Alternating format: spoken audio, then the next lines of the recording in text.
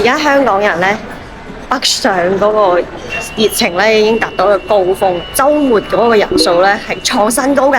今日咧我就避開高峰出行，嚟到福田呢一個站咧係好似叫購物公園啊。睇下我哋今日喺福田有咩玩先。第一站就食飯先。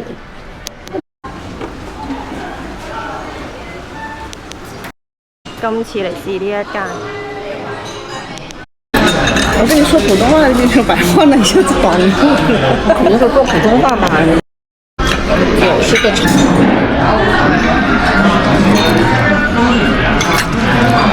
煙燻嘅喎。给你推报一下。加一个叉烧。大理解分为5边，不耍流氓。也有道理啊。吃的慢慢的吃了也吃完了。啊，这个法。是啊，都吃点吧。外面是糖，甜的耶。是啊，那个它这个做法不一样。我们要去怀楼，嚟到呢間 Blue Glass Yoga 酸奶嚟嘅喎，同事話好好飲，過嚟試下。小蠻腰。全部都係，總之係瀉藥。小蠻腰。幾好。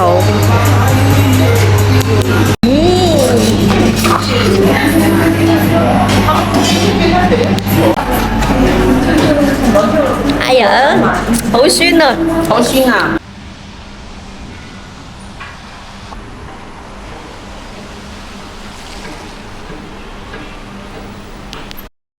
吃飽飲醉最好嘅方法咧，就係散步。我哋嚟到呢個皇崗村站散步，隔離有個樓盤，哇，好似都係幾方便嘅。喺呢一度，因為返香港幾近，等我入去八下先。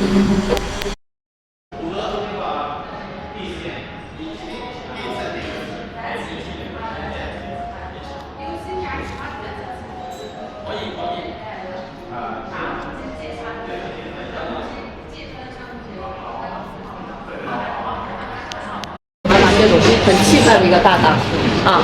那我们整个大堂进来呢，我们分为南大堂和北大堂。这里是我们的南大堂，大概是有170平，然后这边是06-126。係一個06戶型126方嘅，呢一個咧聽聞係豪宅單位嚟嘅，因為佢係喺呢一個福田好近口岸嘅地方。佢叫呢度係中軸線啊，佢話咩名師打造啊，因為呢度有好多購物區啊，總之好多賣點啦。咁我就唔識咁多，因為深圳我都唔熟。平時翻嚟都係喺口岸附近食下嘢啊、揼下骨啊、玩下咁樣。咁有樓睇啊，見佢又咁近口岸，喺呢個咩皇崗村站附近，所以過嚟望下啦嗱。呢一個應該算係比較中小型嘅單位，因為92平，603 92平，又係呢一種趟門，可以做開放式，可以做緊存。又係3房，唔係3房嚟嘅喎，好似呢間93平，好似唔係3房嚟嘅。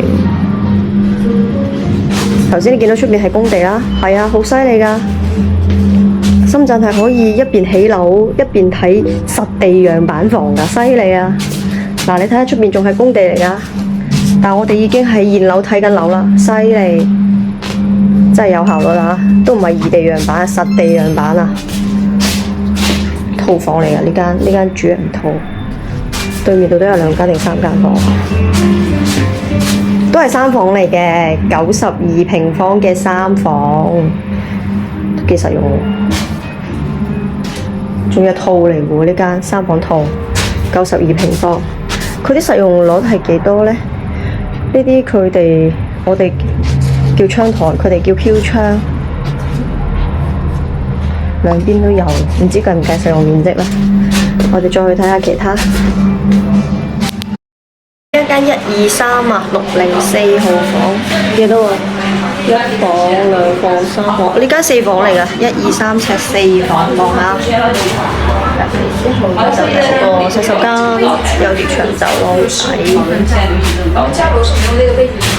個客飯廳係 L 型嚟，個廚房喺間屋嘅中間，個露台咧望住啲舊樓嗰邊仲起緊嘅，因為佢而家實地樣板，所以見到仲起緊。廚房喺間屋嘅中間，呢個設計幾特別。咁啊就社交廚房啦，應該係想做。繼續睇，呢邊就女仔房。呢間房夠大，啲房咧夠大嘅，因為佢有個飄窗，即係嗰啲窗台。頭先睇嗰啲房唔係大，佢將個窗台用埋咧，所以睇落都夠大。就男仔房同客廳同景觀。頭先我聽到佢哋嗌嗰個咩小姨，呢一度都係應該係用嗰個華為嘅智能系統嘅。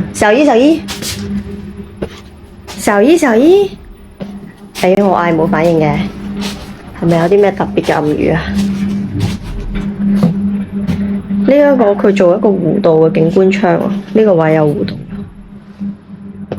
對面仲起緊，因為聽講好似有2000幾伙，都係幾大型屋苑嚟㗎。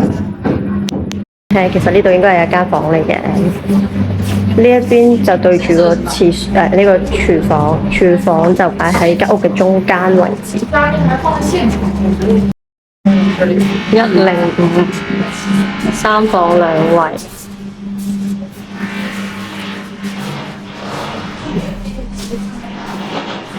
拍攝了，讓一下，謝謝。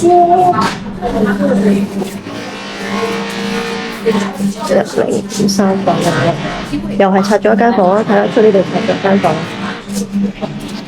出邊露台，又係擺喺中間喎。我講個廚房擺喺間屋嘅中間，可以趟門閂埋。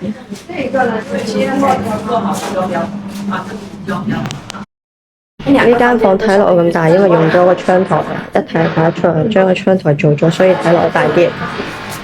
呢個位有少少特別喎，佢係有個露台喺間房裏面。跟這一塊跟這一樣是地啊。它也沒有以往其他產品，它樓裡面它說是非承重，但是下面它放的是設備，但我們下面沒有設備，有專用的一個設備。92啊，呢間都係細嘅603。死啦！我自己都唔知自己邊間睇過邊間未睇，好似間間差唔多樣添。而家頭先有冇睇過咧？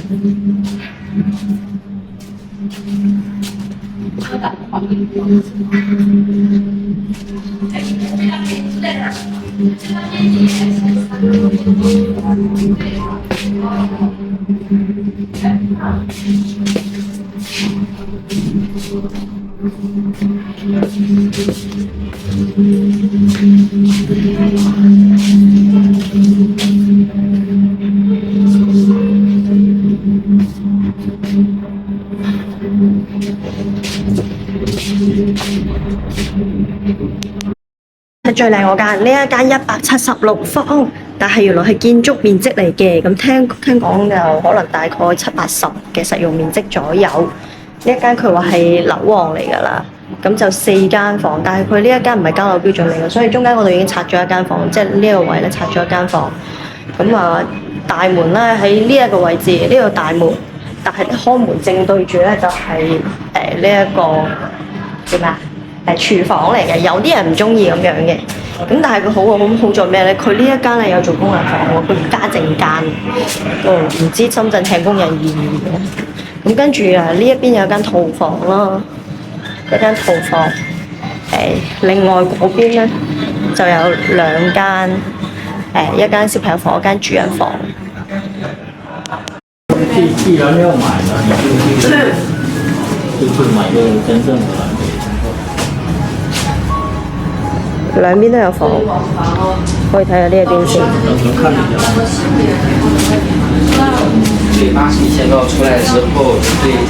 呢間係套房嚟嘅，咁嘅設計係咪呢一邊係俾可能老人家住，或者俾屋企嘅大仔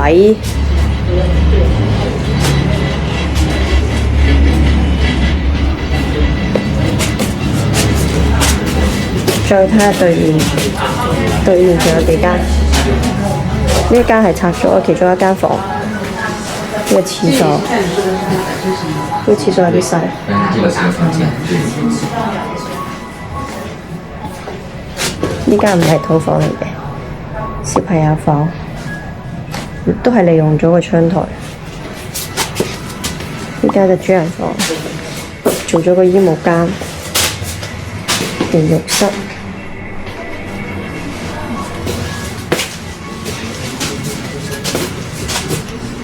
主人房。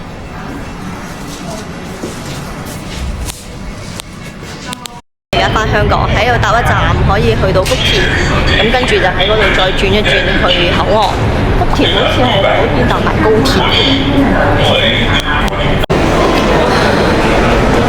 一日廿咁快又完啦，收工。喺呢個福田口岸返屋企，仲買咗啲手信添，大包小包，掂晒。